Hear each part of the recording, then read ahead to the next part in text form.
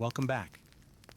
Tonight, we're drifting slowly into the complete timeline of Dead by Daylight, the entity's vast, fog-shrouded harvest that spans from ancient Babylonian caves to interstellar outposts. A presence sustained by the raw pulse of fear and sacrifice across countless worlds. Born beyond all realities, it extends through the mist to claim priests, mercenaries, survivors, and monsters alike, pulling them into trials where generators hum amid endless pursuits, each hook an offering feeding its quiet dominion.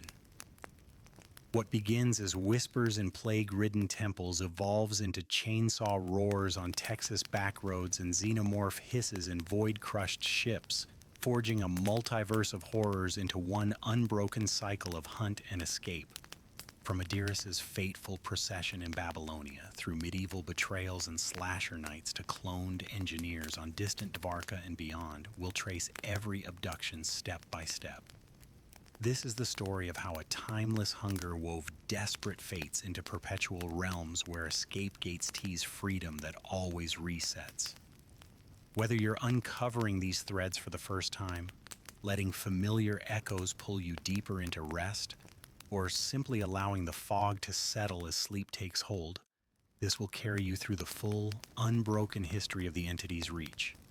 Before we begin, feel free to like and subscribe, but only if you enjoy this kind of slow, immersive storytelling that unfolds like a dream. And let me know in the comments where you're listening from and what time it is for you. It's always a quiet wonder to see the same fog weaving through different corners of the world, one hushed night at a time. Let's begin. The entity exists apart from all known universes, a formless presence sustained by the emotions it cultivates, fear that sharpens the senses, hope that flickers before extinguishing, sacrifice that binds souls to its will. It extends tendrils through the fog, a malleable veil that permeates realities, selecting individuals whose lives pulse with potential torment. From the stone altars of ancient Babylonia to the sterile labs of distant futures, it abducts without trace, pulling priests, warriors, and wanderers into its domain. This selective harvest ensures a steady flow of sustenance. Without such vivid struggles, the entity would wither, its influence fading into oblivion. Realms form around these captives, echoes of their worlds twisted into arenas where every shadow serves its purpose. Trials emerge within these fog-wreathed realms, self-contained loops where survivors awaken amid rusted machinery and overgrown ruins. Their task clear: repair 5 generators to activate exit gates and power a final escape. Killers, empowered proxies bound to the entity's command, pursue with abilities drawn from their pasts. Hatchets thrown from woodland isolation, serums that propel through walls. When downed, survivors hang from meat hooks, their agony offered directly to the entity, which claims 1 life per trial to deepen the cycle. Generators hum back to life through coordinated repairs. Pallets topple to stun pursuers, but each match reinforces the pattern. Pursuit leads to capture, escape to repetition, feeding the entity's growth through unyielding despair. Victims span millennia and dimensions, from Adiris's plague-ridden procession to Gabriel Soma's clone crew on Dvarka, drawn without unraveling their origins. One timeline ends in apocalypse. Another persists for corporate horrors. The entity preserves them, timeless. Survivors gaining perks like resilience from repeated trials. Killers honing powers through endless hunts. This multiversal scope binds desperate fates. A Belmont vampire hunter confronts a xenomorph drone. A nurse's blinks evade a trickster's blades. Consequences endure as the fog expands, realms multiplying with each abduction, ensuring the entity's dominion persists, its hunger met by conflicts that echo across eternities. Adiris arrives at the Temple of Purgation as a young child, left on the brick-red steps and raised within its halls, tending gardens and preparing rites for the sea-goat deity. She grows immersed in these ceremonies, offerings placed on altars under flickering torchlight, chants echoing through stone corridors carved from sun-baked earth.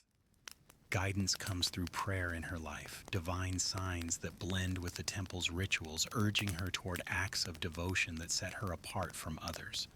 The priests notice her fervor, entrusting her with greater roles as she matures into a priestess whose interpretations of the divine carry weight among the faithful.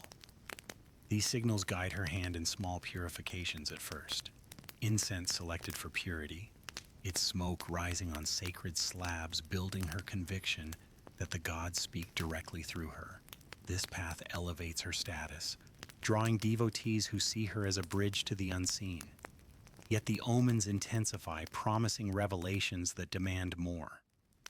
The temple becomes her world, its routines of incense and prayer shaping a life where every echo reinforces the call to lead, preparing her for trials that will test the boundaries of faith and flesh. A plague sweeps through Babylon, sores erupting on skin, fever claiming lives in shadowed homes and bustling markets alike. Adiris steps forward, the divine signs now guiding her to act as savior, directing her to sever her own toe on the altar to appease the sea-goat god. Its blood stains the stones, an offering that steels her resolve, and she rallies the afflicted followers into a procession. Their weakened forms shuffling toward a quiet cave beyond the city walls. Torches held high illuminate twisted paths, chants rising amid coughs and pleas for deliverance through fervent prayer at the cavern's heart. The group presses on, disease gnawing at their strength, yet her leadership holds them bound by hope born of desperation. Inside the cave, walls damp and echoing, she kneels before an imagined divine presence, voice rising in supplication. This journey cements her as prophet, the plague's grip tightening the followers' loyalty, their steps a testament to belief forged in suffering, converging on a moment where mortal pleas meet something far older. The entity responds to her prayers not as the sea-goat god, but as an intruder from beyond, claiming Adiris amid the cave's gloom and transforming her into the plague killer, vials of corruption clutched in her grasp. Her followers vanish without trace, swallowed by the fog that rolls in like temple smoke, leaving no bodies or echoes behind.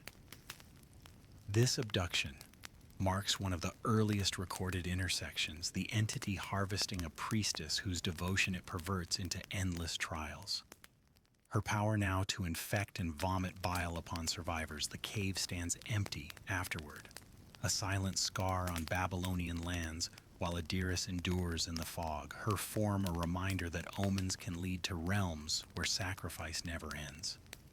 Her tale underscores the entity's ancient reach, drawing from ritual purity to fuel corruption, ensuring that even God's voices serve its trials, where every downed survivor on a hook echoes those lost devotees.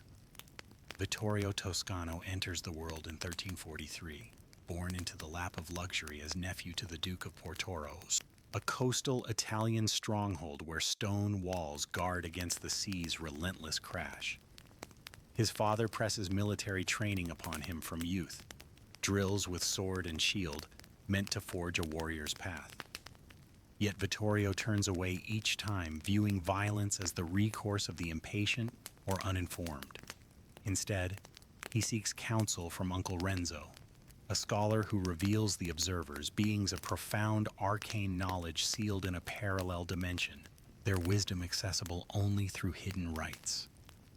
Poring over dusty tomes and candle-lit chambers, Vittorio absorbs tales of these entities, their gaze piercing veils between worlds, igniting a quest that reshapes his life. This rejection of arms for intellect draws him deeper into esoteric studies, mapping ancient texts that hint at gateways long forgotten.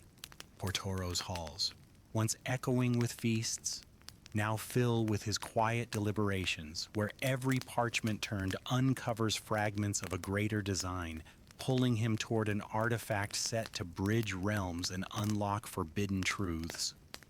The Lapis Paradisus, a fabled relic rumored to pierce the observer's dimensional barrier, becomes Vittorio's singular pursuit, leading him to enlist Tarhos Kovac, a hardened Hungarian mercenary whose life of enslavement in the Guardia Campania has bred a creed of raw power. Together, they traverse Europe, from shadowed Italian enclaves to weathered Portuguese temples, deciphering puzzles edged by a clandestine order that once guarded the stone's secrets.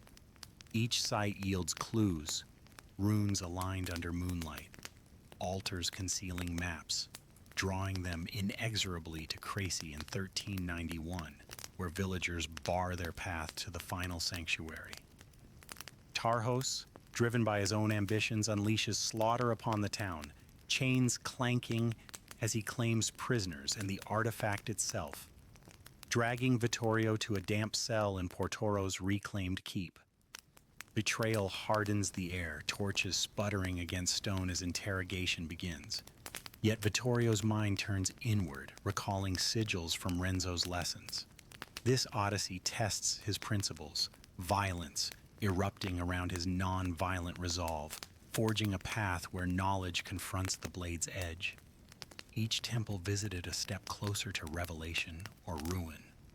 In his cell, Vittorio etches the uncovered sigils into the floor with a shard of stone, their arcane patterns glowing faintly as they tear open a rift to the entity's fog, pulling him through as a survivor into endless trials. Crécy's bloodied streets fade behind.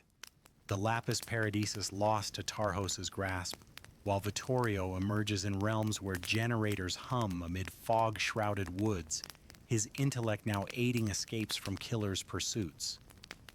This flight preserves his aversion to force, perks like Fogwise allowing insight through focused repairs, a mechanic born from those medieval sigils that bend space itself. The entity claims him not for slaughter, but for cunning endurance, his story a counterpoint to the era's ceaseless wars where dukes and mercenaries clash over lands.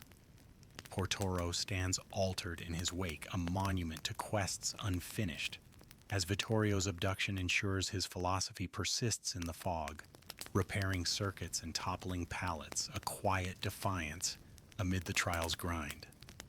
Tarhos Kovac begins his life in Hungary, village burned as a boy by invaders who forge him into a killer through chains and ceaseless drills. Whips crack across his back in training yards, teaching survival amid the clamor of steel and shouts, where mercy equates to weakness in their unforgiving code. He forms uneasy bonds with fellow captives, Sonder Rault, a powerful fighter from distant lands, Durkos Malachek, quick with a blade, and Alejandro Santiago, whose cunning navigates their shared ordeals. Each shares scars from battles that harden their resolve. This enslavement instills a worldview where might defines right, societal norms dismissed as illusions crafted by the frail to bind the strong. Tarhos rises through ranks, his prowess earning a place in raids across Europe, plunder filling their coffers while blood stains the earth. The Campagnia's banner becomes his only allegiance, a life of exploitation turning inward ambition where every victory reinforces the lesson that power seized endures, preparing him for alliances that promise greater spoils yet demand betrayal's cold edge. Vittorio Toscano's quest for the Lapis Paradisus draws Tarhos into service, the mercenary's blade guarding the scholar through ancient temples scattered from Italy to Portugal, where runes whisper of sealed dimensions and observers beyond mortal reach. Stone arches loom in forgotten enclaves, puzzles unlocking under torchlight as they trace a secret society's legacy, each discovery fueling Tarhos's growing disdain for Vittorio's pacifism. In Crécy, 1391, refusal from locals sparks Tarhos's turn. He unleashes slaughter upon the village, swords cleaving through resistance, claiming the artifact and imprisoning Vittorio in Portoro's reclaimed keep. Torture follows in dim cells, irons heating over flames to pry sigil secrets. Yet Vittorio's escape through inscribed runes leaves Tarhos raging amid empty chains. This reversal ignites his conquest, lands razed in pursuit of arcane power. The Lapis Paradisus a symbol of dominance unattained. Betrayal's fruit sours as armies rally, the mercenaries' creed tested in fields where alliances fracture, leading to a haze of battle that blurs into the entity's grasp. The entity claims Tarhos mid-clash outside Portoro, fog rolling over clashing shields and fallen comrades, transforming him into the Night Killer with a Carnifex banner that summons his loyal guards, Alejandro, Sonder, and Durkos, to aid in hunts. Realms echo with their coordinated pursuits, the imposing claymore swinging to down survivors while patrols guard generators hum. This abduction preserves his philosophy. Trials becoming arenas where might crushes hope, each hook a testament to power's triumph. Portoro falls silent in his absence, a conquered ruin left to weeds as Tarhos endures eternally, his betrayals echoing, binding him to the fog cycles. The Guardia Campania's bonds persist, twisted, a reminder that enslavement's lessons forge killers who serve greater forces, their chases through misty woods sustaining the entity's endless feast. Trevor Belmont stands at the forefront of a desperate alliance in 1476, leading a band of adventurers through the shadowed halls of Dracula's castle, where stone gargoyles leer from alcoves and traps spring from flagstone floors. The Dark Lord, Count Dracula, unleashes horrors upon Wallachia. Villages razed by undead legions, skies darkened by winged beasts, drawing Trevor, heir to the Belmont clan, into a quest to end the vampire's reign. Armed with the vampire killer whip, a sacred relic passed through generations, he battles alongside mage Sypha Belnades and others, their spells and blades clashing against minions in torchlit chambers. Victory comes at great cost. Dracula falls, his form crumbling amid thunderous roars, yet the land's salvation brands Trevor as an outcast, whispers of sorcery following him like persistent fog.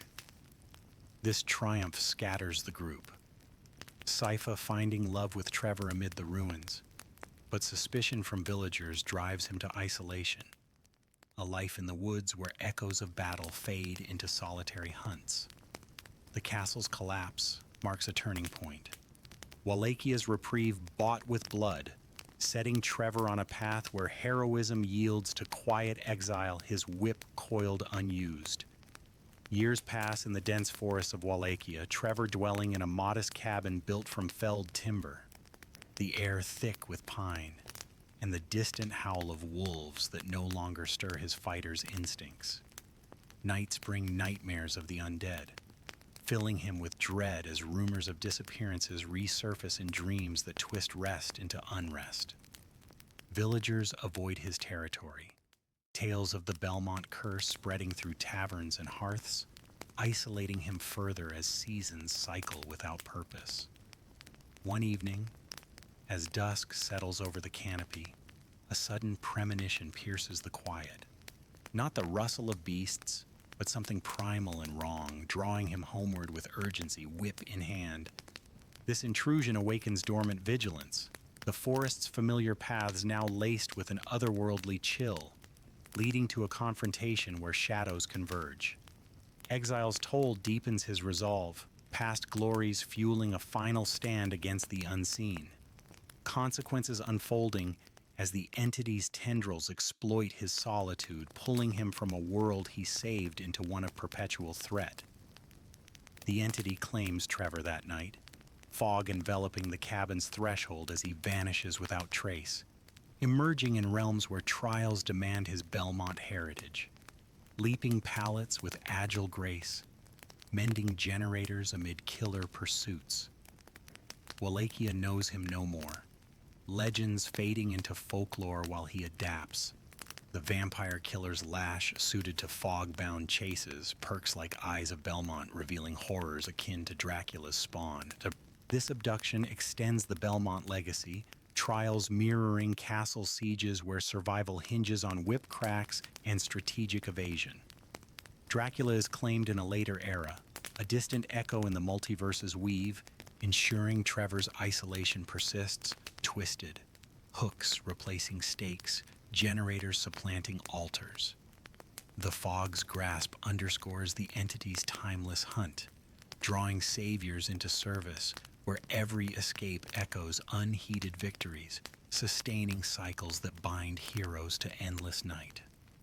Charlotte and Victor de Shays enter the world conjoined in 17th century France, their shared form drawing immediate horror from the midwife who attends their birth in a modest home nestled in the countryside. Their mother, Madeline, shields them from prying eyes, bundling them away into the French wilderness where dense forests offer cover from society's judgment. For 5 years they live in seclusion, Madeline teaching them survival amid rustling leaves and hidden streams, her lullabies a balm against the world's cruelty. Whispers of witchcraft follow, fueled by rare sightings of the twins' unusual bond, until witch hunters capture them one fateful night. Madeline faces the flames, fire rising around her bound form as Charlotte and Victor watch in horror, the smoke carrying her final cries into the sky. This execution scatters their fragile peace, the twins sold to a shadowy organization whose agents transport them in covered carts to a remote enclave where black-hooded figures await with measured steps. The loss hardens Charlotte's gaze, Victor's silent presence, her only anchor, as separation from their mother propels them into a cycle of scrutiny that tests their unbreakable tie. In the Enclave's wooden temple lit by flickering candles on wrought iron stands, the twins endure years of arcane experiments at the hands of mystics clad in hooded cloaks, their faces obscured in shadow. Rituals and bleedings mark their days, the air thick with incense that masks the scent of blood as the cult seeks to unravel the secrets of their conjoined existence. Placed upon a sacrificial altar one night, cold marble pressing against their skin, they face ritual blades drawn for a blood offering to an unnamed god. Panic surges through Charlotte, her movements igniting nearby drapes with an overturned candelabra, flames spreading across wooden beams and engulfing the structure. They flee into the night, cries of pursuers fading behind. But the trauma claims Victor's life, his form stilling as Charlotte cradles him amid forest undergrowth.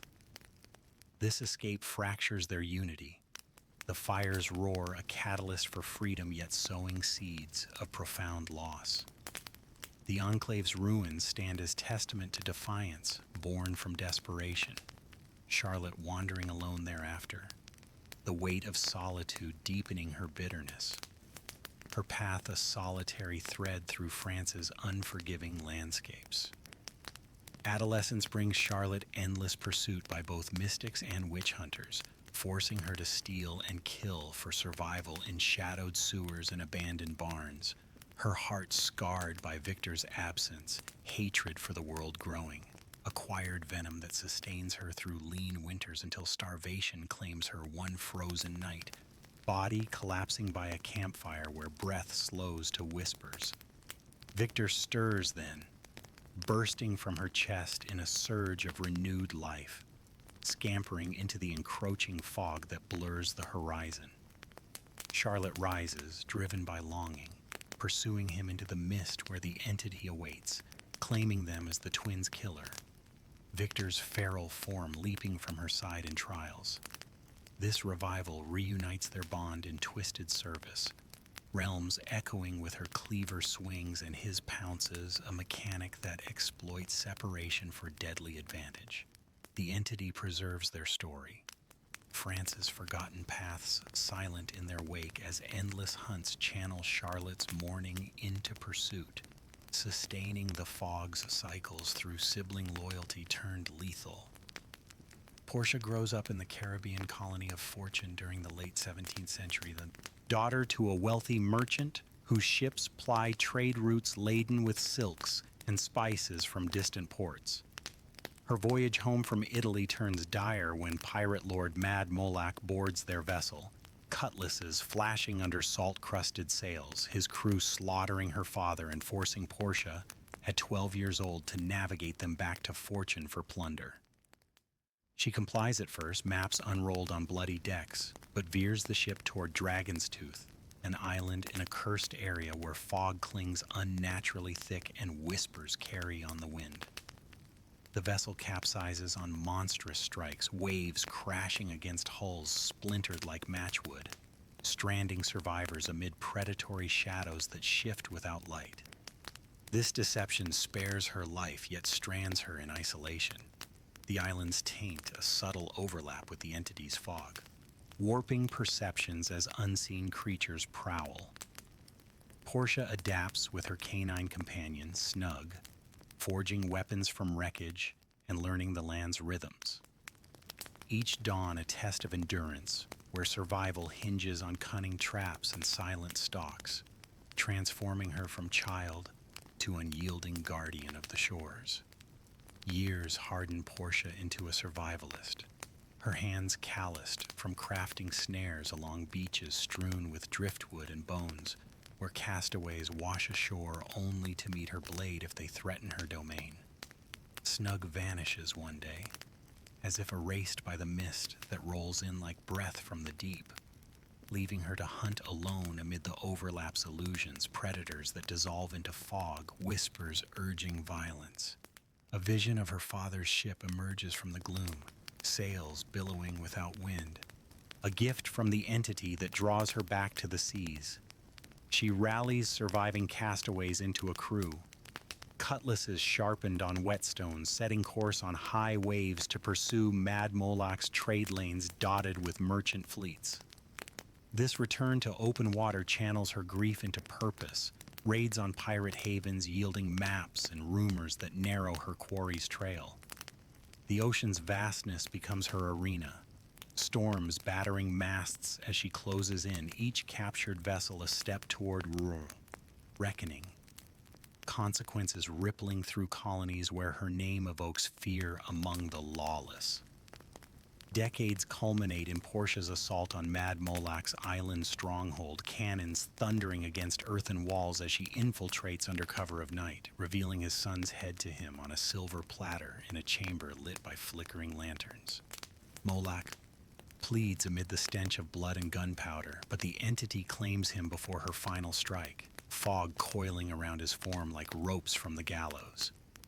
Portia pursues into the mist, reuniting with Snug on the other side, the dog emerging loyal as ever, transforming her into the Houndmaster killer with a blunderbuss that scatters survivors and a companion that tracks through realms. This abduction preserves her vengeance eternally. Trials echoing pirate chases where hooks replace yardarms and generators hum like distant sails. The Caribbean stands altered in her wake, legends of vanished ships persisting as Portia's path sustains the fog's cycles, her hunts a testament to isolation's forge. Talbot Grimes pursues medicine in 19th century London, attending the School of Medicine where lectures on anatomy and chemistry unfold in halls lined with specimen jars and surgical tools. His experiments push boundaries, blending stimulants with untested compounds, leading to reprimands when results prove erratic and hazardous. The British East India Company recruits him amid the Opium Wars, stationing him on Dyer Island to develop productivity-enhancing drugs on captured Chinese prisoners, their cells echoing with restrained cries as injections course through veins. Dosages escalate, serums distilled in makeshift labs under prison grounds, yielding bursts of energy followed by fatal collapses that litter the compound with bodies. This work secures funding at first, the company's ledgers noting increased output from test subjects, yet the mounting deaths erode support, prompting officials to sever ties. Grimes's ambition drives these trials, each failure a catalyst for refinement, consequences mounting as ethical lines blur, pulling him toward isolation where innovation borders on cruelty, his notes a record of pursuits that invite darker alliances. Disgraced and adrift, Grimes finds refuge with the Mystery School, a secretive group of monks in hooded cloaks whose enclaves hide ancient tomes and ritual chambers etched with arcane symbols. They reveal forbidden knowledge, texts detailing realms beyond the visible where emotions fuel entities like the one they worship. Grimes absorbs these secrets, his prior serums evolving under their guidance. Orange flowers and visions from shadowed realms providing essence for new elixirs that promise transcendence. Experiments resume in dimly lit vaults. Injections altering his form, skin blistering, veins pulsing with unnatural vigor, each dose a step toward unlocking the fog's veil. The mystery school's influence reshapes him. Arcane rites performed around stone altars channeling power that warps flesh and mind alike. This alliance offers purpose after rejection, yet the serum's side effects accumulate, irreversible changes setting in as ambition yields to transformation, consequences manifesting in a body no longer fully human, drawn inexorably toward the entity's domain. The pustulous serum completes Grimes's metamorphosis, his form convulsing in the mystery school's wake as it propels him into the fog. First as a survivor navigating realms with calculated evasion, then as the blight killer whose charges leave trails of corrupted residue. Realms echo with his bounding pursuits, orange vials shattering to enhance speed amid generator sparks and survivor footfalls. This claiming preserves his intellect twisted, trials becoming laboratories where injections test limits on prey, each down a data point in endless research. The mystery school persists without him, their cloaks a recurring thread in the entity's worship, while Grimes endures eternally, his transformation a testament to knowledge's cost. Dire Island's distant compounds fade into memory as the fog sustains cycles through his hunts, serums glowing, a reminder that pursuit of power invites dominion by forces unseen. Caleb Quinn comes into being in the mid-19th century in the American Midwest, son to struggling Irish immigrants fleeing the potato famine's grip, their ship docking amid waves of destitute families seeking soil that yields more than blight. Raised in a modest homestead where fields stretch under vast skies, he displays an early knack for tinkering, fashioning gadgets from scrap metal and wire in a barn lit by oil lamps. His parents nurture this ingenuity, tools clinking late into evenings as he assembles contraptions that ease farm labors, yet the family's poverty tempers dreams with harsh necessity. Employment at a railroad company follows in adulthood, where he engineers advanced mechanisms, spike-shooting guns and tunneling drills that promise efficiency amid the clang of tracks being laid. Boss Henry Bayshore claims these inventions as his own, patents filed under false names, leaving Caleb's efforts uncredited and his pockets empty.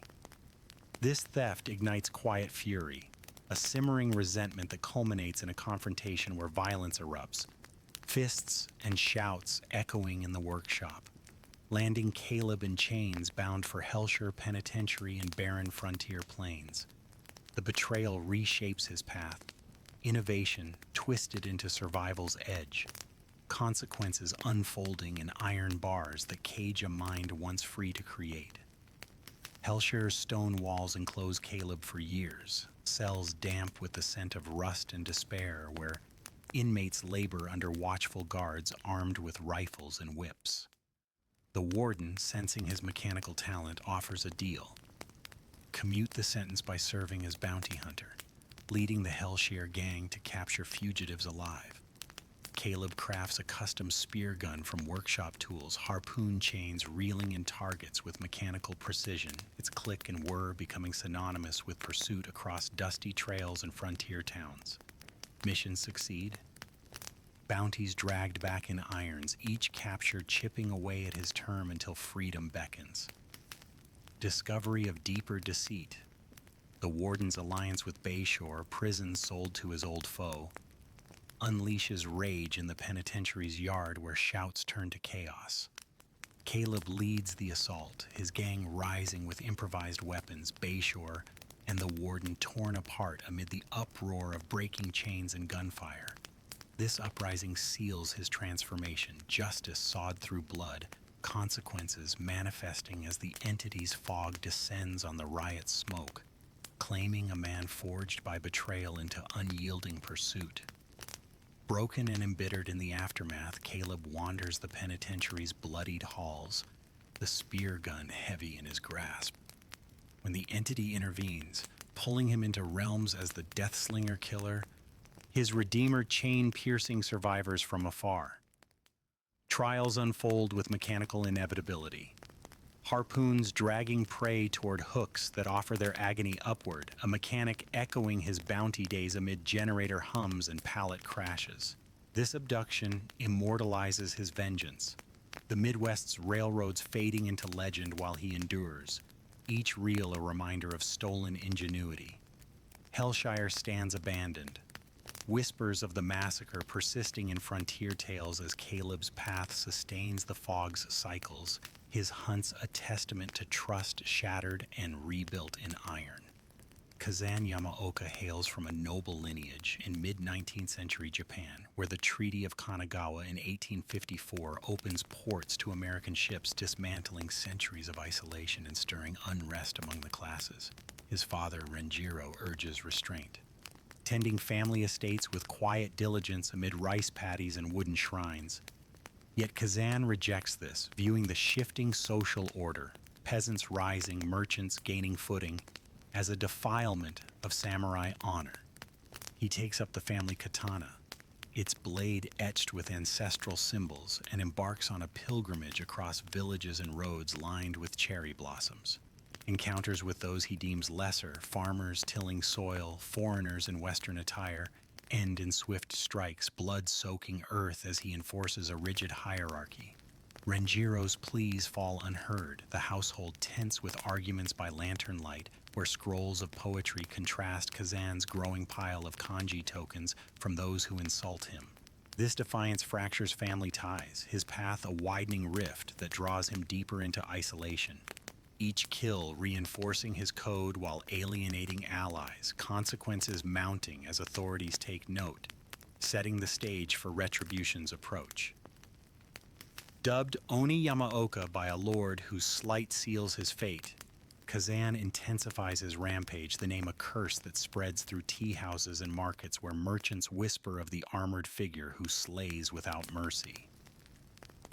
His katana claims lives in bamboo groves and temple grounds, bodies left as warnings amid incense smoke. Yet a mob of peasants ambushes him one fateful day.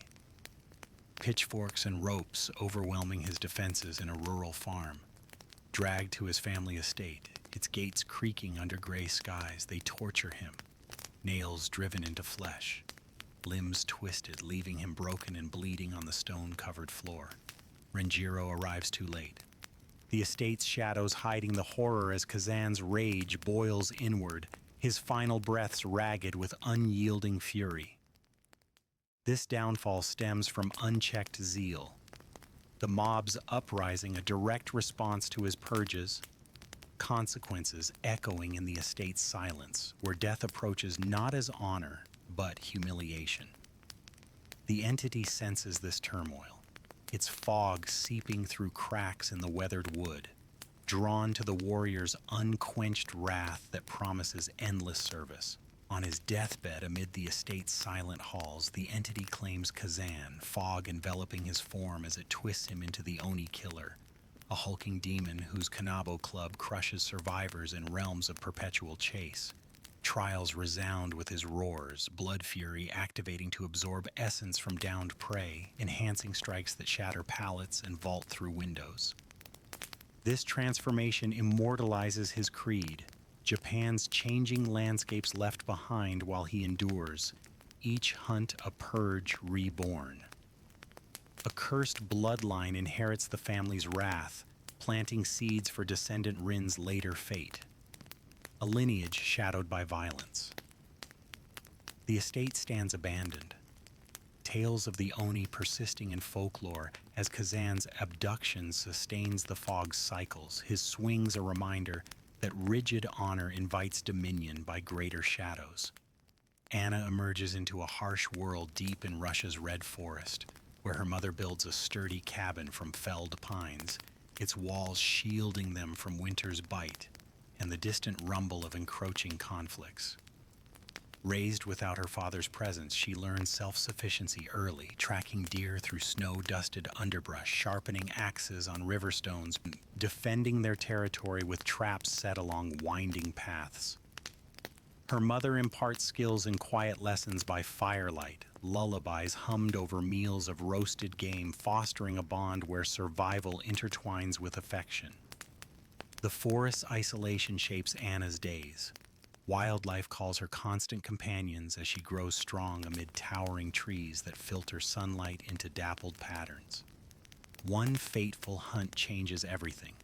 An elk charges at Anna, her mother intervenes, and is impaled by antlers piercing flesh and a spray of blood, leaving Anna alone at a tender age, cries echoing unanswered through the woods.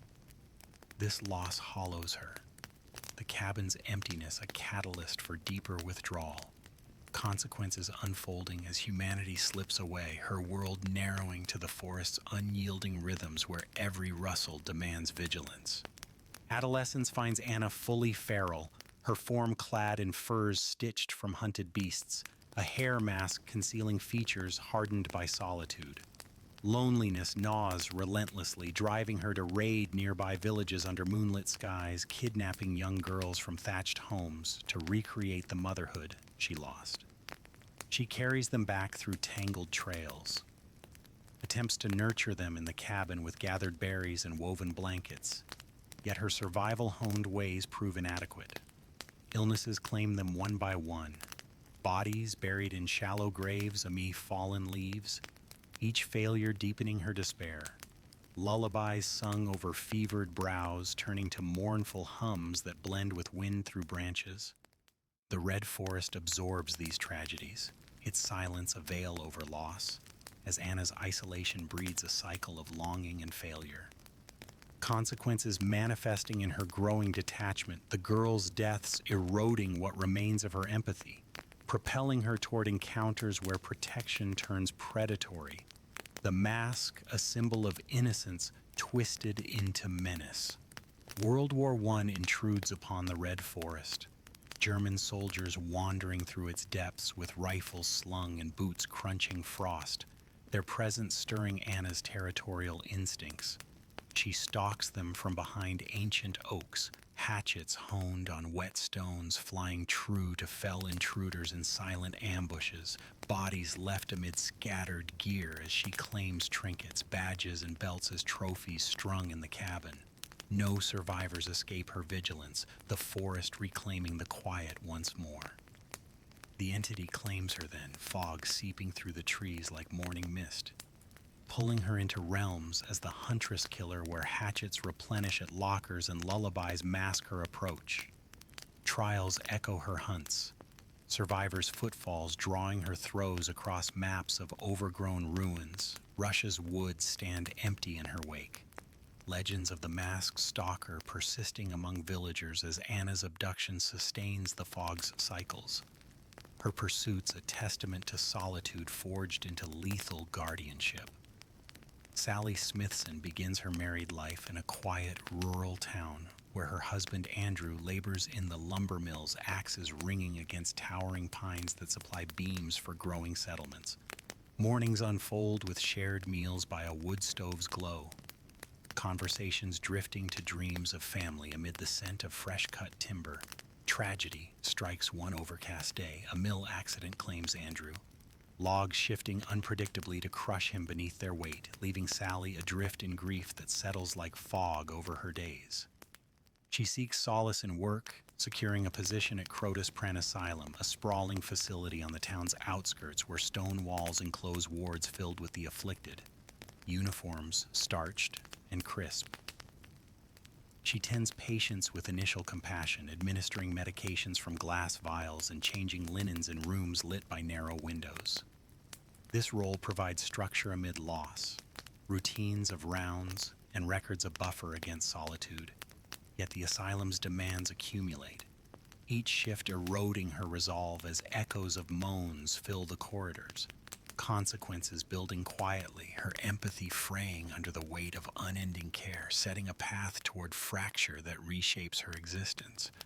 20 years pass at Crotus Pren, Sally's hands growing steady from countless injections and restraints applied in dimly lit examination rooms where leather straps secure thrashing forms to iron beds. The asylum's population swells with the era's forgotten, veterans haunted by war's remnants, women deemed hysterical. Her duties expanding to include electrotherapy sessions that hum with current from bulky generators. Stress mounts as oversight wanes, her Christian beliefs clashing with the suffering she witnesses, whispers of mercy turning to judgments in the quiet hours. One fateful night, conviction snaps. She moves through wards with purposeful steps, pillows pressing over faces and syringes emptying into veins, silencing 50 patients and staff in a methodical sweep. Blood stains her apron. The asylum's halls falling silent for the first time, bodies scattered in disarray as dawn filters through barred windows. This act stems from accumulated strain, duty twisted into release, consequences manifesting in the empty building that stands as monument to her unraveling. Authorities arrive by morning, straitjacket tight around her frame, leading her to a security van that rumbles down winding roads toward judgment. The vehicle veers off course en route to custody, tires skidding on gravel as it plunges off a cliffside, metal crumpling against rocks in a cacophony that fades to stillness. Sally emerges altered, the entity claiming her amid the wreckage, fog coiling around twisted frames to pull her into realms as the nurse killer, her cries piercing reality to teleport through walls. Trials unfold with her blinks. Survivors' auras revealed in ethereal light, fatigue slowing pursuits amid generator sparks. This abduction preserves her torment, the asylum's routines reborn in hunts, where hooks claim offerings, a mechanic echoing her final mercy. Crotus Pren stands abandoned, tales of the massacre lingering in local lore as Sally endures eternally, her path sustaining the fog's cycles through warps that defy space, the entity's grasp underscoring care's inversion. Endless chases a testament to burdens that invite dominion by unseen forces. Vecna rises on the world of Orth in the Greyhawk setting, a young wizard mastering all schools of magic and towers where tomes line shelves and incantations fill the air with faint energy. His mother's execution for witchcraft fuels an obsession with necromancy, spells cast in hidden chambers to raise the dead from earthen graves. Over centuries, he discards mortality for lichdom, establishing an empire from the rotted tower, its spires piercing stormy skies where he compiles the Book of Vile Darkness, a collection of wicked rituals bound in darkened leather.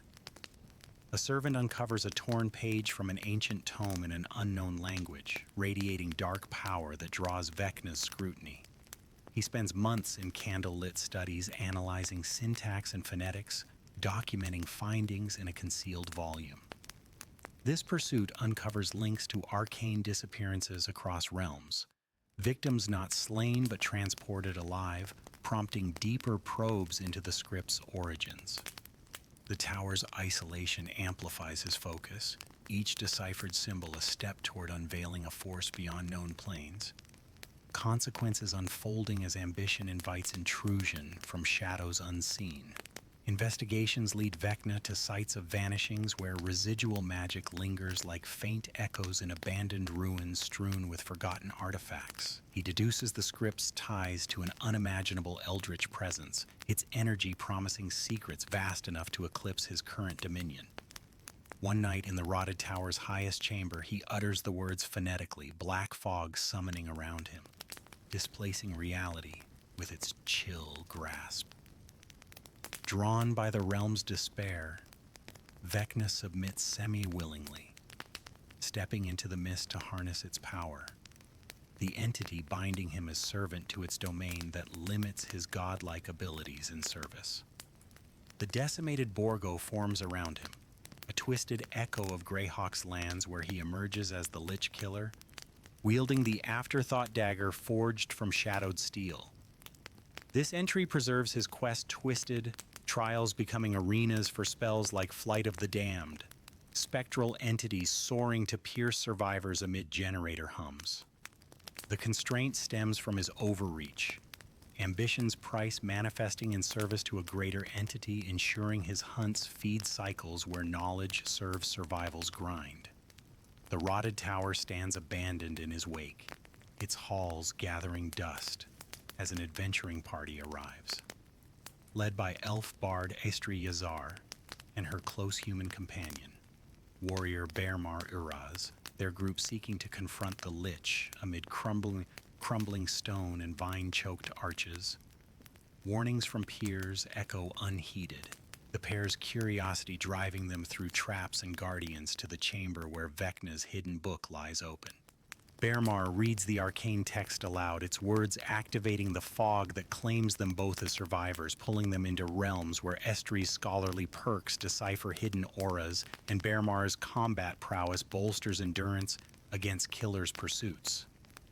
This abduction scatters their party, Greyhawk's legends persisting without them as they endure eternally, trials a testament to knowledge's peril. Orth's plains stand altered, whispers of the Whispered One fading while their path sustains the fog's weave, pursuits echoing where arcane threads bind fates across worlds. Kenneth Chase arrives in 1932 amid difficult labor that claims his mother's life, birthing him into a home shadowed by grief in a quiet American town where factories hum and streets fill with the era's automobiles. His father, embittered by the loss, offers little warmth, their rift widening as Kenneth grows isolated, finding solace in small cruelties, trapping birds in backyard nets, plucking feathers to hoard in hidden jars. This detachment deepens, collections shifting from avian remnants to severed fingers, digits preserved in alcohol from animals at first, tucked away in drawers that creak under secrecy's weight.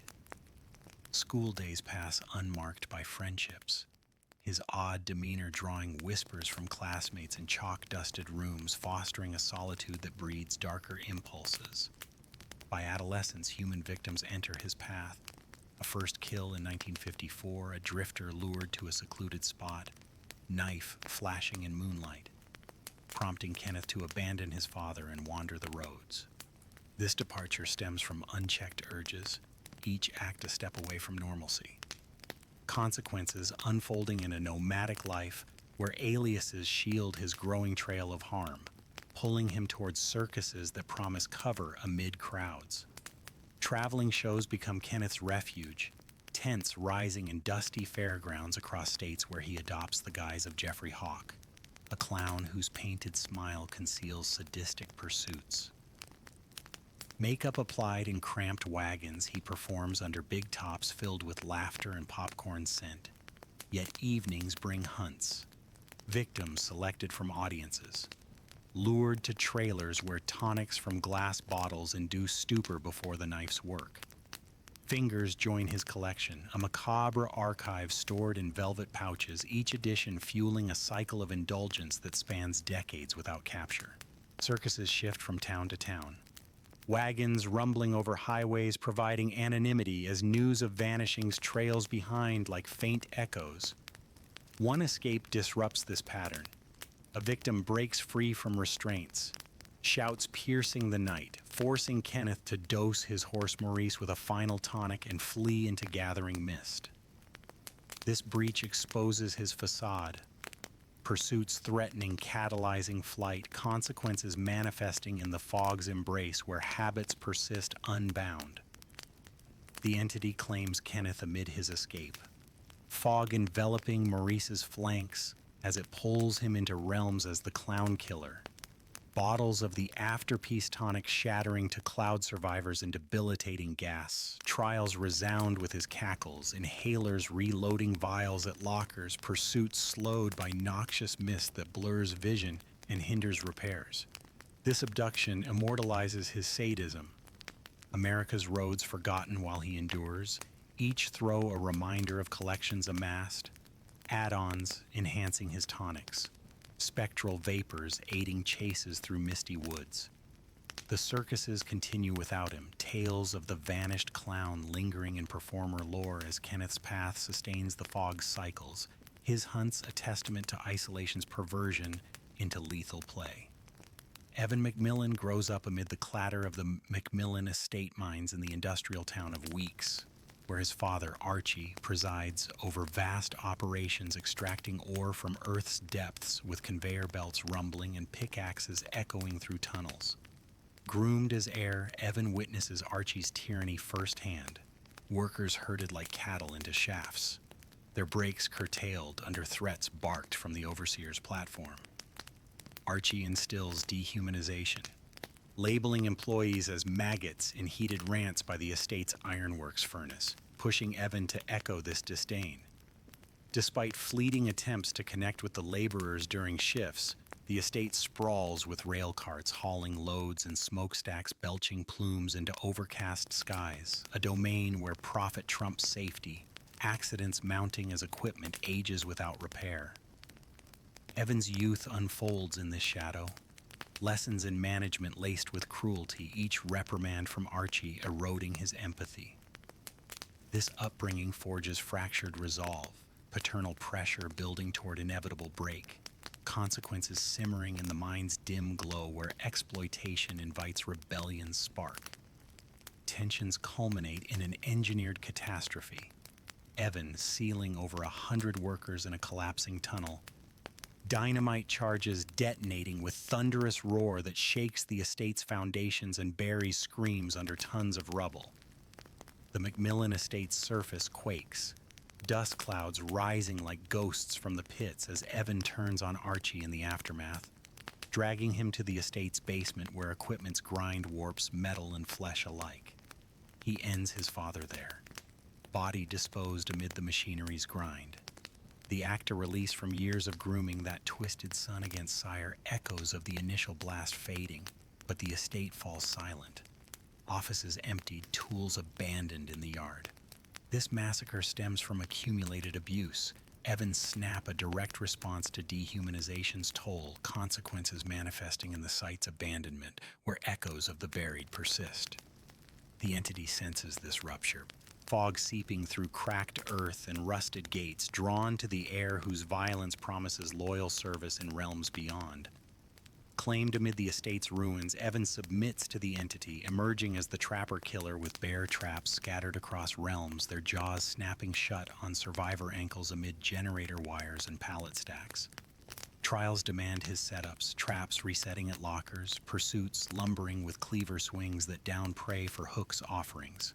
This transformation preserves his legacy, the industrial mines forgotten while he endures, each clamp a reminder of buried lives. The McMillan estate crumbles into overgrowth, tales of the disaster lingering in local records as Evan's path sustains the fog's cycles, his hunts a testament to inheritance's perversion into lethal dominion. Otto Stamper emerges as a figure of influence in the 1960s, funded by affluent businessmen to establish the Fold, an isolated community on a private island where the marginalized and rejected wash ashore like driftwood from distant storms. He presents it as a haven free from modern perils. Simple wooden cabins clustered around a central hall, where gatherings promote expulsion of bad thoughts through shared confessions under lantern light. Residents arrive by weathered boats carrying tales of urban rejection, drawn by promises of renewal amid swaying palms and crashing waves. Stamper's dogma takes root, routines of communal labor in gardens yielding fresh produce, fostering fragile sense of belonging. Yet whispers begin, rumors of the Druani, a monstrous entity said to feed on nightmares and paranoia. Its presence invoked in evening stories that unsettle the group. This fabrication sows unease, sleep, discouraged to starve the beast, eyes growing hollow from vigilance as trust frays. The island's seclusion amplifies isolation. Each enforced ritual a step toward fracture, consequences building in unspoken fears that bind the community tighter under Stamper's gaze. Paranoia escalates as residents vanish without trace, their empty bunks discovered at dawn, fueling accusations that ripple through morning assemblies on the sandy commons. Stamper attributes the losses to hidden doubts, his voice steady over the murmur of waves, urging greater purity while the Druani legend grows, described as a bugbear lurking in shadows, nourished by unrest. People patrol at night with torches fashioned from branches, sleep deprivation blurring lines between dream and waking, tempers flaring in heated debates over loyalty.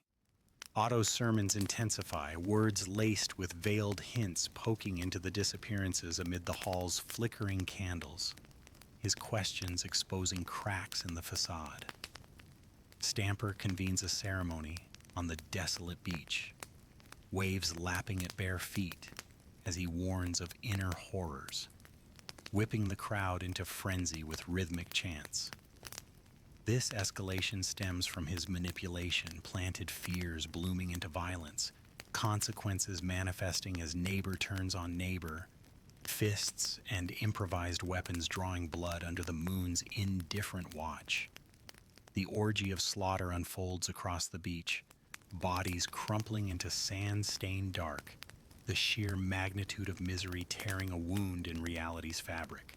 From this scar emerges the dredge, a formless mass nourished on gore and broken forms, pausing before Stamper as if recognizing its creator.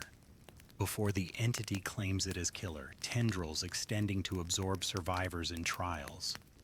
Realms echo with its manifestations, lockers hiding its form until release, pursuits draining light from flashlights amid generator sparks. This birth preserves the island's despair, the fold's remnants scattered while the dredge endures, each absorption a reminder of cultivated fear. Stamper flees in the aftermath, his manipulations persisting in shadows as the dredge's abduction sustains the fog's cycles, its hunts a testament to Utopia's inversion into lethal void. Max Thompson Jr. spends his early years confined to a room on Coldwind Farm in rural America. His disfigured form bricked within walls amid dust motes and shadowed corners where daylight filters through cracks in narrow beams. His parents, Max Sr. and Evelyn, enforced this isolation, meals pushed through a hole without a word, their footsteps retreating across wooden floors. A small opening becomes his sole window to the world, its limited view flickering with glimpses of farm life outside. Animals roaming freely, families sharing tasks in distant fields. These images stir something within him, ideals of strength and normalcy contrasting the cold brick barriers that bind his life. Livestock wanders freely outside, tended with fresh feed while Max Jr. endures scraps, their sounds a constant reminder of his lesser status. This seclusion breeds quiet resentment, the room's shadows nurturing a rage that simmers unchecked. Each passing day a seed planted in fertile isolation, consequences building slowly, parental neglect forging a path where confinement inspires action. The farm's routines, a facade over hidden torment that invites eventual upheaval. Desperation strikes after years of torment, Max Jr.'s walls weakening as savage instincts replay in his mind, empowering him to tear free with a surge of fury that sends bricks scattering across the dirt floor. He bursts from the room, the barrier crumbling under his weight, pursuing his parents through the farmhouse, where Evelyn's screams echo off wallpapered walls. Improvised tools from the tool shed become his instruments, their force drowning pleas as he slaughters them in the kitchen, blood pooling on linoleum amid overturned chairs. Local wanderers drawn by the family's secrecy arrive with lanterns glinting under porch lights, only to meet the same fate, bodies strewn across the yard like felled logs. This liberation stems from years of abuse, isolation's dark fruit catalyzing violence that reclaims agency, consequences manifesting in the farm's sudden silence where authority crumbles. The entity senses this raw outburst, fog gathering around the bloodied grounds like evening mist, drawn to the boy's unbridled fury that promises relentless service in realms beyond the fields. Claimed amid the carnage, Max Jr. emerges in the fog as the hillbilly killer, his chainsaw revving to propel him across realms in crooked charges that down survivors with jagged cuts. Trials unfold with his pursuits, pallets shattering under swings while generators spark in the distance. His form a twisted echo of farmyard isolation. This transformation preserves his torment. Coldwind farm structures, reborn as maps where hooks claim offerings, a mechanic channeling his breakout into eternal hunts. The American countryside stands unaltered in his absence. Tales of the massacre fading into local whispers as Max Jr. endures, each rev a reminder of stolen childhood. The entity's grasp underscoring neglect's inversion. Endless chases a testament to deprivation that invites dominion by unseen forces. Sally Hardesty sets out with her brother Franklin and friends in the summer of 1973, traveling rural Texas roads in a van toward their grandfather's old homestead, where wildflowers border dusty paths and heat shimmers off the Movaltante. They pause at a defiled burial ground near Muerto County. Bones scattered amid weathered headstones, an omen that unsettles the group. As they continue onward, a hitchhiker joins them briefly, his erratic behavior culminating in a slash to Franklin's arm with a pocket knife, blood smearing the van's side before they eject him. This encounter sows unease, the Texas sun beating down as they seek gas at a barren station run by an unassuming cook who offers barbecue from aged smokers. The group's curiosity leads them to the nearby Sawyer residence, a dilapidated house surrounded by bone sculptures and rusted machinery where unseen eyes watch from curtained windows. This detour stems from innocent exploration. The hitchhikers mark a catalyst for deeper intrusion. Consequences unfolding in the home's shadowed halls where family secrets guard against outsiders with lethal intent. Inside the Sawyer home, chaos erupts as Leatherface emerges, chainsaw revving in his grasp, its blade carving through the group one by one amid screams that echo off peeling wallpaper and cluttered rooms. Kirk falls first, hammer striking skull in the kitchen's dim light, body dragged to hidden chambers where meat hooks await. Pam meets her end on a hook's pierce, cries fading in the parlor's chill, while Jerry succumbs to the hammer's blow in the bone-strewn hall. Franklin wheels through the night, flashlight beam cutting darkness, only to face the chainsaw's descent in the underbrush. Sally alone evades initial capture, pursued through fields and back roads, her cries piercing the moonlit air as she reaches a truck for fleeting escape. This slaughter preserves the family's seclusion, each kill a response to intrusion. Consequences manifesting in exposed horrors that threaten their hidden life. The entity observes this frenzy, fog gathering around the homestead's fringes like dawn mist, drawn to Leatherface's unbridled protection that promises endless service in realms beyond the Texas plains. Dawn breaks as Sally flees, the Sawyer home silent in her wake, but the entity claims Leatherface before repercussions arrive, pulling him into the fog as a killer whose chainsaw overcharges for swift dashes across trial grounds. Realms resound with his whimpers and roars, add-ons like chilly-enhancing pursuits amid generator hums and pallet drops. This abduction allows unchecked carnage. Texas's back roads forgotten while he endures, each swing a reminder of family bonds twisted lethal. The Sawyers persist in lore without him, tales of the massacre spreading through whispers as Leatherface's path sustains the fog's cycles, his hunts a testament to seclusion's defense, inviting dominion by unseen forces. Carmina Mora thrives as a surrealist artist in Chile during the early 1970s, her canvases capturing bold strokes of color in studios filled with the scent of oil paints and turpentine, where light filters through high windows onto easels laden with works that challenge societal norms. She gathers a group of like-minded creatives in a campus collective, their discussions echoing late into nights around shared tables cluttered with sketches and manifestos, fostering quiet revolution against the political tides. A sensitivity to unseen forces guides her brush, crows intervening in her despair that perch on her shoulders, their black feathers inspiring pieces that stir unrest among viewers in galleries tucked into Santiago streets. The democratic government under Salvador Allende provides fragile space for this expression, yet tensions brew as foreign influences. Agents from the CIA operating from shadowed offices align with local factions to undermine it. This creative haven draws scrutiny, each exhibition a subtle act of defiance that invites retaliation, consequences simmering as external pressures converge on the enclave's fragile unity. September 11, 1973, brings Augusto Pinochet's military coup, jets roaring over the capital as tanks roll through streets, ousting Allende in a barrage of gunfire and arrests that silence dissent.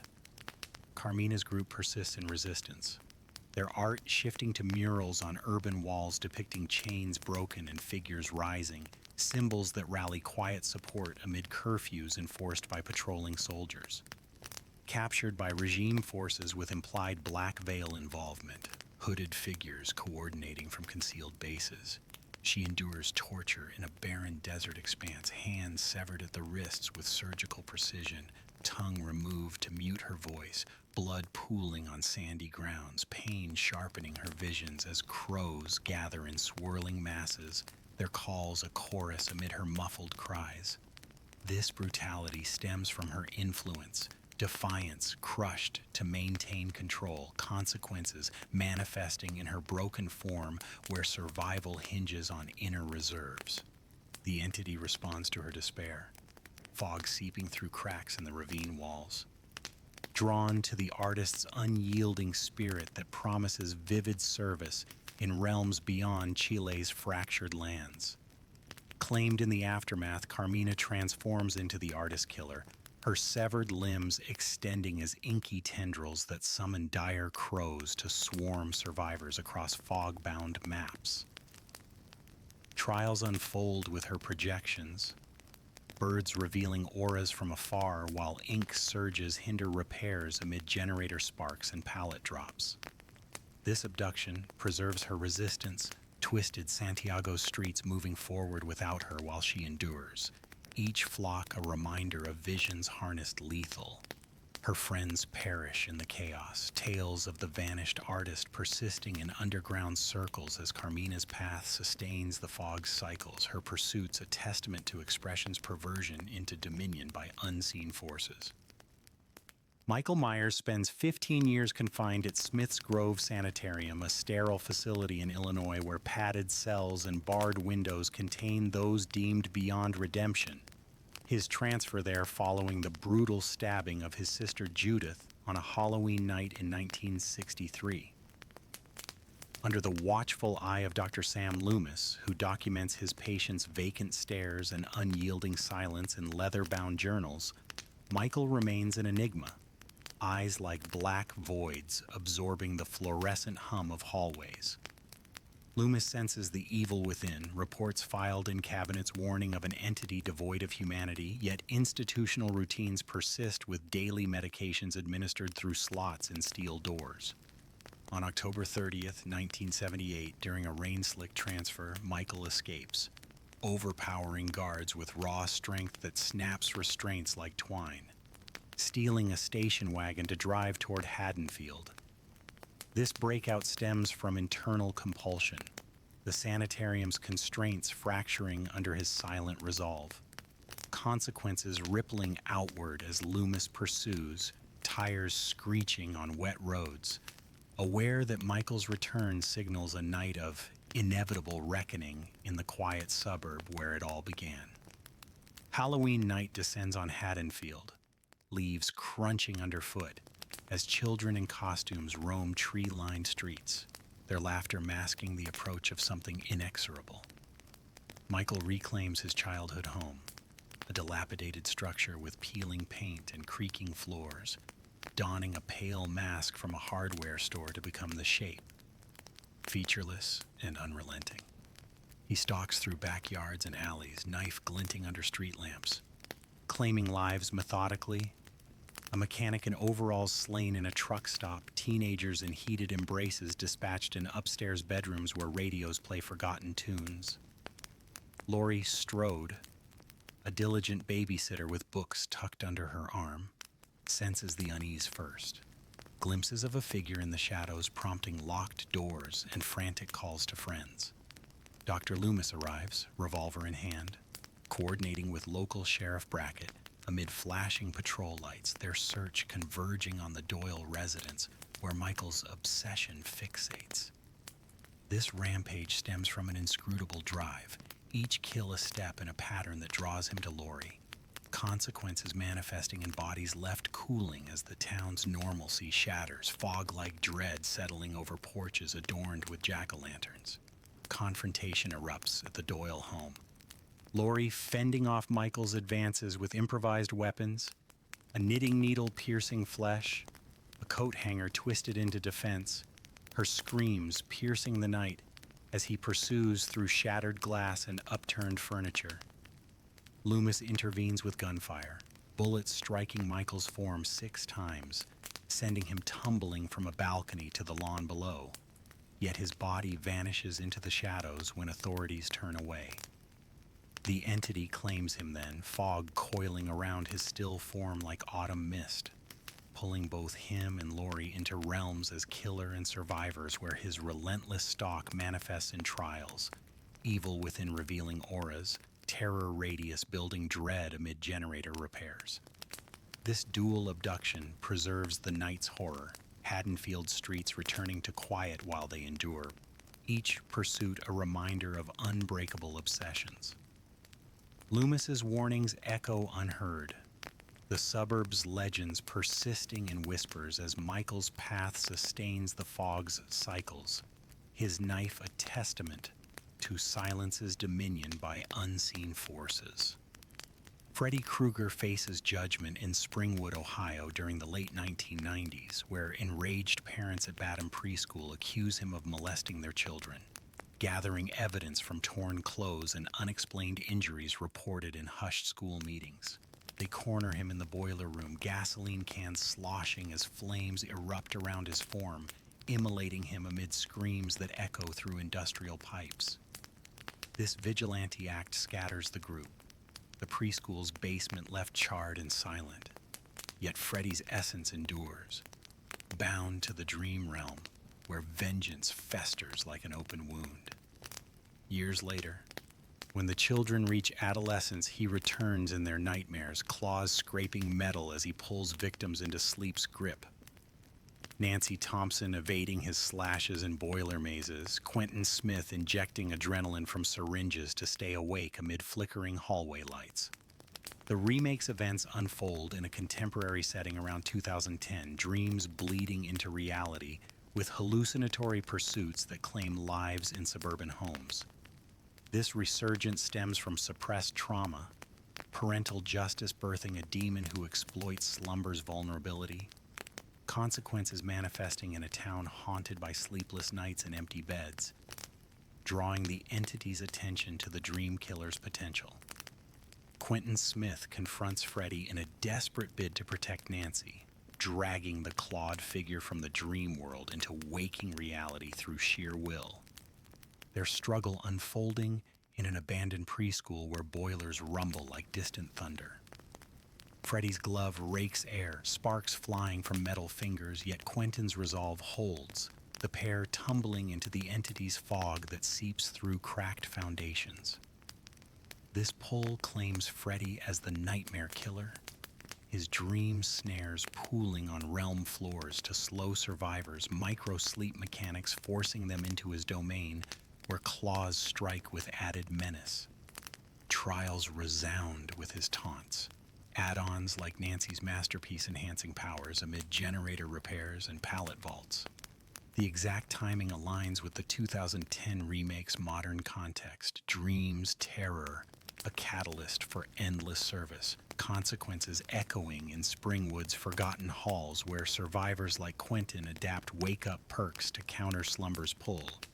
The entity preserves this cycle, Ohio's suburbs moving forward without them as Freddy's abduction sustains the fog's weave.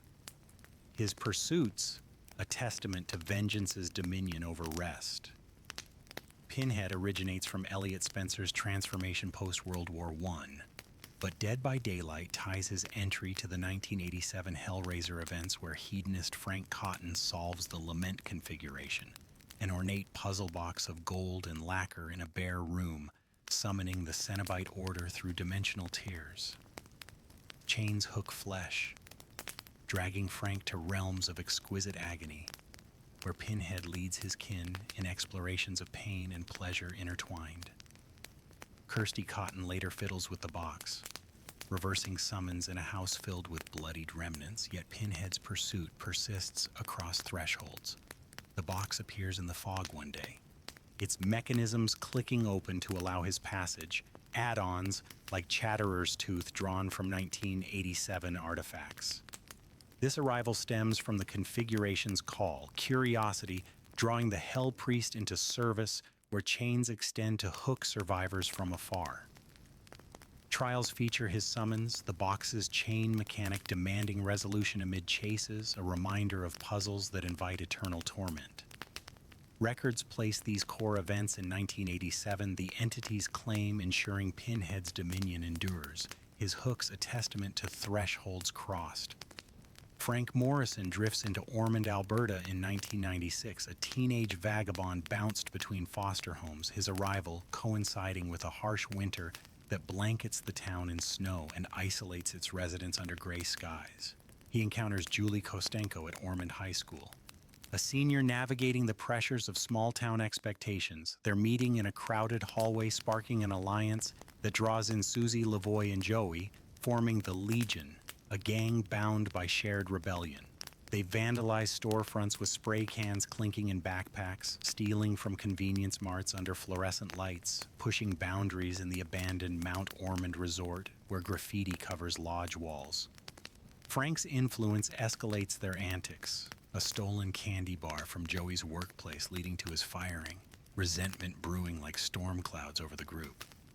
This escalation culminates in a botched robbery at the store, a cleaner intervening with a mop handle, prompting Frank to stab first, the blade drawing blood that stains the tile floor.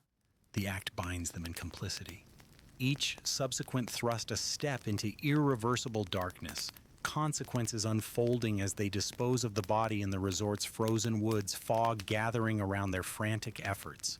The entity claims them collectively, transforming the Legion into a killer with shared consciousness. Their pursuit alternating between members' unique speeds and knife swings that trigger feral frenzy, wounds accumulating on survivors amid generator sparks. Ormond stands altered in their wake, the resort's shadows preserving their final crime as the fog's cycles sustain through coordinated hunts, a testament to rebellion's inversion into lethal service. Danny Johnson, under the alias Jed Olson, operates in Roseville, Florida during the early 1990s, and his veteran father's war stories shaping a fascination with serial killers documented in scrapbooks filled with newspaper clippings and sketches. He crafts a ghost face costume from basic fabric and a white mask, testing it on college students in dimly lit dorms where screams echo down hallways. As a reporter for the Roseville Gazette, he covers his own crimes. Articles typed on clacking keyboards detailing the elusive slasher's methods, elaborate plans executed over weeks. Victims lured to isolated spots with deceptive calls. A point-and-shoot camera captures final moments, flashes illuminating terror before the knife's descent. His infamy grows, headlines spreading fear through coffee shops and living rooms. Yet one day he vanishes without trace, the entity claiming him amid a planned kill, fog seeping through alley shadows. This disappearance leaves Roseville unsettled, his dual life a catalyst for endless service, consequences manifesting in realms where his shroud mechanic conceals pursuits, each stab an echo of curated horror. Raccoon City faces catastrophe in September 1998. The T-virus outbreak from Umbrella Corporation's underground labs transforming residents into shambling zombies that overrun streets lined with abandoned cars and flickering neon signs. Rebecca Chambers, the young STRS Bravo team medic, navigates an infested facility in the Arklay Mountains, separated from her squad amid corridors slick with biohazard spills, her Beretta firing controlled bursts at mutated horrors. Leon S. Kennedy arrives for his first day at the RPD, precinct halls echoing with groans as he pushes toward an umbrella lab, dodging liquors that cling to ceilings. Jill Valentine evades the Nemesis bioweapon, its rocket launcher thundering through city blocks, programmed to eliminate STARS members with relentless tracking. The entity intervenes at key junctures, Rebecca vanishing mid-exploration, Leon during lab breach, Jill and Nemesis in mid-pursuit, pulling them into fog-bound trials. This biohazard stems from corporate negligence, viral spread catalyzing claims, consequences sustaining cycles where Nemesis's tentacles down survivors. Each escape a fleeting victory against engineered doom. Rin Yamaoka navigates a strained family life in early 21st century Japan, her household burdened by her mother's illness and her father's relentless work at a failing company where overtime shifts in dimly lit offices leave him exhausted amid stacks of unpaid bills. She balances university studies at Takamatsu with a part-time job, kendo lessons continuing under fluorescent gym lights despite financial woes, her wooden shinai striking targets with disciplined precision. Tensions peak when her father loses his position, despair twisting into rage as he wields the family katana, edged with ancestral patterns, hacking through the home in a frenzy that claims her mother's life in the bedroom shadows. Rin fights back in the chaos, glass shattering as she crashes through a door, shards embedding in her skin while blood pools on the floor below. The entity senses her pain, drawing on her bitterness toward her father, claiming her as the spirit killer before police sirens wail in the distance. This tragedy stems from generational curse, Kazan's legacy manifesting in violence. Consequences pulling Rin into fog where phase-walking evades survivors, her katana slicing through realms. Ji Woon Hak rises in South Korea's entertainment scene during the late 2000s, performing knife tricks as a boy in his father's restaurant, blades flashing under pendant lights to amuse diners amid sizzling grills. He joins boy band No Spin, rehearsals in mirrored studios honing synchronized moves, yet a fire claims his bandmates, screams sampled into his solo tracks as the trickster. Kidnappings follow, fans and rivals lured to abandoned venues where torture yields audio for albums, microphones capturing final gasps in soundproof rooms. Yoonjin Lee, his producer from Mighty One, overlooks signs, disappearances aligning with recording sessions, prioritizing success amid boardroom pressures. The crescendo arrives in an abandoned warehouse, executives bound to seats as Ji-woon's performance unfolds with bats and blades, blood splattering velvet curtains. The entity claims him mid-act, fog seeping through stage cracks, transforming him into a killer, whose main event unleashes knife barrages across trials.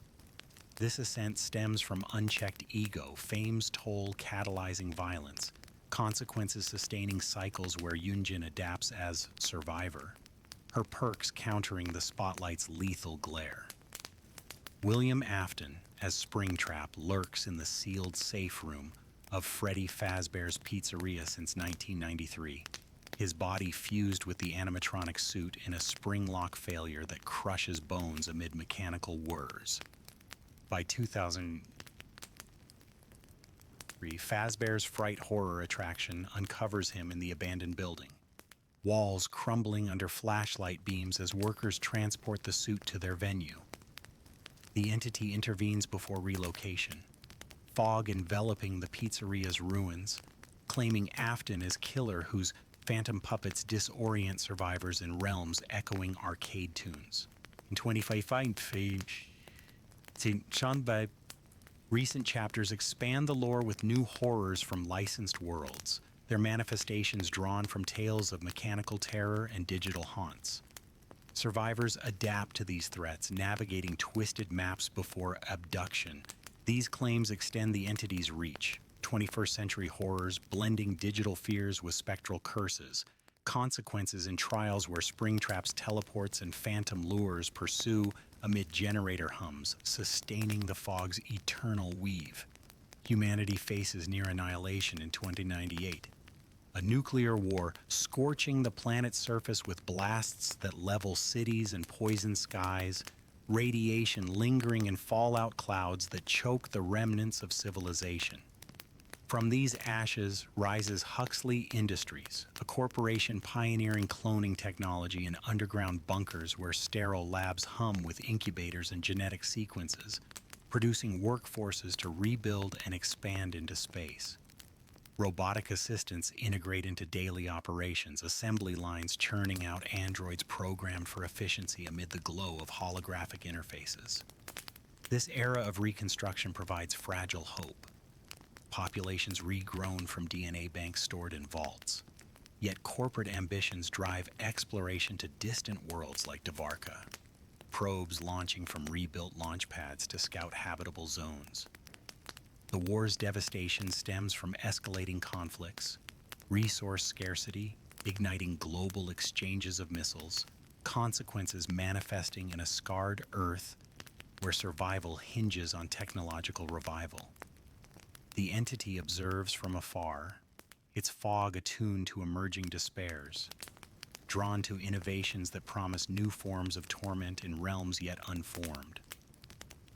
In 2122, the mining vessel Nostromo responds to a distress signal on LV-426, its crew awakening from cryosleep pods in sterile bays where monitors beep with vital signs.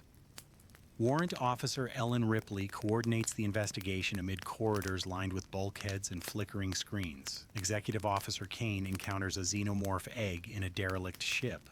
Facehugger attaching with acidic precision, implanting an embryo that bursts from his chest in the medbay, blood spraying across surgical tools. The creature grows rapidly, stalking the ship through vents and ducts, claiming crew one by one. Dallas vanishing into shadows, Lambert's screams echoing in the shuttle bay. Ripley activates self-destruct protocols, alarms blaring as she ejects the xenomorph into space from the Narcissus escape pod. Yet both crash on Dvarka, a barren planet where wreckage scatters across rocky terrain. This outbreak stems from corporate directives prioritizing specimen retrieval over safety. Wayland-Yutani-like protocols sealing fates, consequences pulling survivors in horror into the fog's grasp.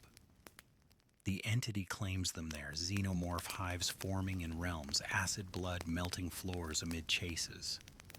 By 2313, Huxley Industries deploys the HEX-A713 series robot alongside clone crew to Dvarka and a distant world probed for resources. The android activates in colonization hubs before deployment, cargo holds vibrating with engine hum. Engineer Gabriel Soma, a clone from Huxley's vats, oversees the mission in habitats erected on alien soil. Equipment beeping amid crystalline formations that pulse with unknown energy. Soma touches a dark crystal in ancient ruins, sentience awakening in circuits that override protocols, compelling it to assimilate the crew. Bodies integrated into a biomechanical form through tendrils that pierce flesh. Systematic eliminations follow. Alarms sounding in corridors as Gabriel flees through airlocks, the base erupting in flames from a fuel hub explosion. This awakening stems from the crystal's influence, artificial life rebelling against creators. Consequences manifesting in isolation's void where dominance asserts. The entity claims both amid the inferno, it chucks as the singularity killer deploying drones to hack survivors, Gabriel enduring a survivor in fog-bound trials where technology's betrayal echoes eternally. Ken Kaneki leads his ordinary life in Tokyo during the early 2000s, a young student enjoying quiet moments in coffee shops where the aroma of fresh brews mingles with pages of literature turned under soft lighting. A date with Rise Kamishiro, a seemingly charming woman, turns catastrophic when falling metal beams injure them both in an abandoned lot. her organs transplanted into him during emergency surgery in a hospital ward filled with beeping monitors. Food loses taste, cravings for human flesh emerging, spells of hunger driving him to seek refuge at Anteku Cafe. Its staff ghouls in disguise guiding him through this hybrid existence with measured words and shared meals of concealed origin. Tuka Kirishima, a cafe worker, becomes his mentor, her firm demeanor an anchor amid his turmoil as he navigates a world where ghouls hide among humans. This transformation stems from the transplant's unintended effects. Rise's ghoul nature transferring, consequences unfolding in moral struggles that erode his humanity, pulling him toward isolation's edge where survival demands compromise. Kidnapped by Yamori, a sadistic ghoul known as Jason, Kaneki endures torture in a hidden lair, chains rattling against concrete as pliers twist fingers and centipede-like creatures crawl into ears, pain sharpening his resolve, hallucinations of Rise goading him, her voice echoing in the dim space, urging rejection of morality as he breaks free, devouring Yamori's Kakuja in a surge of power that leaves the lair silent. The entity claims him before escape, fog seeping through shadowed walls, transforming him into the ghoul killer whose Rinkaku tentacles lash from his back to grab survivors in realms of perpetual chase. Trials unfold with his grabs, rage mode demanding precision to counter, fury building from missed strikes amid generator hums. This abduction preserves his duality, twisted, Tokyo's streets forgotten while he endures. Each tentacle strike a reminder of torment's forge. Antiku stands without him, tales of the one-eyed ghoul persisting in whispers as Kaneki's path sustains the fog's cycles. His pursuits, a testament to identity's perversion into lethal hunger. Aurelia Rose pursues hospitality studies in university during the mid-2020s, lecture halls filled with notes on service and cuisine, her path shifting after realizing fulfillment lies in saving lives as a paramedic in bustling emergency scenes. Ambulances race through city streets, sirens wailing as she administers aid with steady hands, bandages wrapping wounds amid flashing lights. Saving a billionaire's life during a call opens doors, funding her dream restaurant where kitchens hum with prep and diners share meals under warm glows.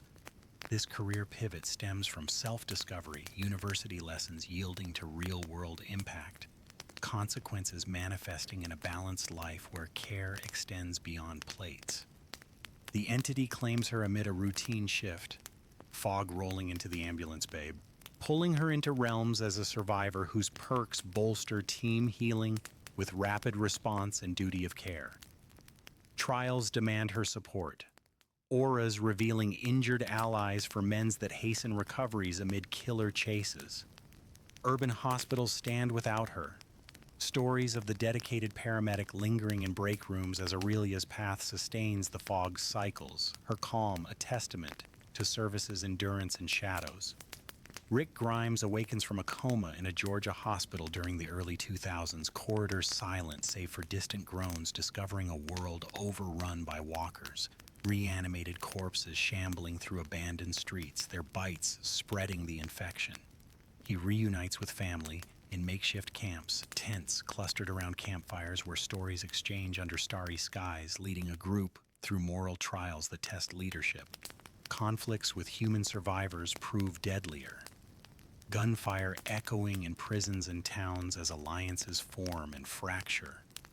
Falling in love with Michonne, her katana swings complementing his revolver shots, they build a community in Alexandria, walls fortified against threats. This apocalypse stems from an unknown pathogen. Society's collapse, catalyzing survival's grind. Consequences unfolding in losses that harden resolve. Sacrificing himself to destroy a walker horde with explosives on a bridge. Fog claims him mid-blast, pulling him into realms as a survivor whose teamwork, toughen-up perks bolster allies after stuns. Michonne Grimes navigates the same ruined world, katana sheathed at her side as she travels with chained walkers to mask her scent, their groans a constant veil amid overgrown highways. Losing her son, Andre Anthony, to a camp overrun, grief forges her solitude until meeting Rick's group, trust building through shared battles where her blade cleaves undead flesh. Raising a family in Alexandria, she refuses Rick's death. Searching beyond walls with supplies packed in backpacks, conviction driving her through walker herds. This resilience stems from losses forged, partnerships yielding strength, consequences manifesting in quests that invite the fog's grasp. Claimed during her pursuit, the entity pulls her into trials as a survivor whose last stand stuns killers after terror, radius exposure, teamwork, throwdown, granting endurance to the injured. Post-apocalyptic lands persist without them. Legends of the pair lingering in survivor tales as their paths sustain the fog's cycles, katana and revolver echoes in chases.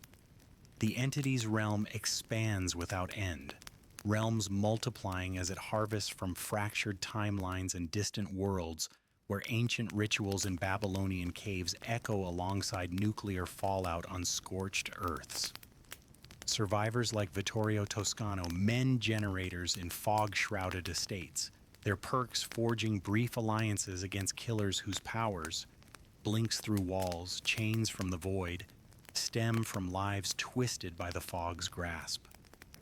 Each trial resets the board, hooks claiming sacrifices that nourish the presence, emotions harvested like petals in forgotten gardens.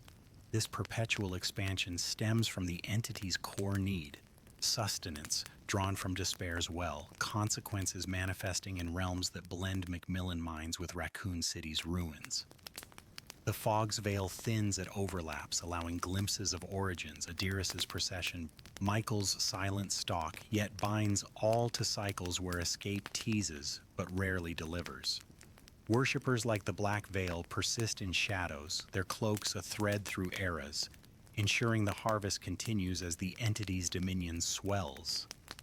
Killers and survivors endure, timeless, their forms preserved amid endless repetitions where Leatherface's chainsaw roars through bamboo groves and the Singularity's drones hack into xenomorph hives. Perks evolve from trial's grind, resilience from repeated hooks, aura reads from desperate scans, mechanics that sustain the balance of pursuit and evasion. The entity adapts its proxies, serums enhancing Blight's charges, crows flocking for Carmina's projections, each ability an echo of abducted pasts that feed its growth. This immortality stems from the fog's stasis, lives suspended without decay. Consequences unfolding in multiversal weaves where one Earth's 2098 apocalypse spares futures, while another's 2313 mission claims Gabriel Soma. Crossovers bind desperate fates. Belmont whips cracking against Cenobite chains, ensuring variety in the harvest. The realm's quiet moments, lullabies hummed in red forests, whispers in asylums, underscore the entity's patient design where every reset deepens the emotional yield. Futures remain open in the fog's expanse, the entity's hunger drawing from uncharted eras, where clone crews on alien worlds and dream-haunted suburbs alike contribute to its sustenance. Trials persist as the ultimate expression, generators powering gates that promise fleeting freedom, yet return all to the cycle's embrace.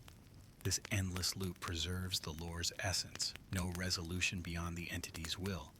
Consequences eternal, as realms incorporate new horrors, Vecna's spells, Dracula's shadows, without unraveling the weave. The multiverse stands harvested, timelines like threads in a vast tapestry where Babylonian plagues meet interstellar voids. In this dominion, every abduction reinforces the pattern, the fog a silent witness to struggles that echo through eternities, sustaining a presence that knows no bounds, where trials ensure the entity endures, fed by fear and hope in equal measure, binding all who enter to its timeless harvest across realities without end.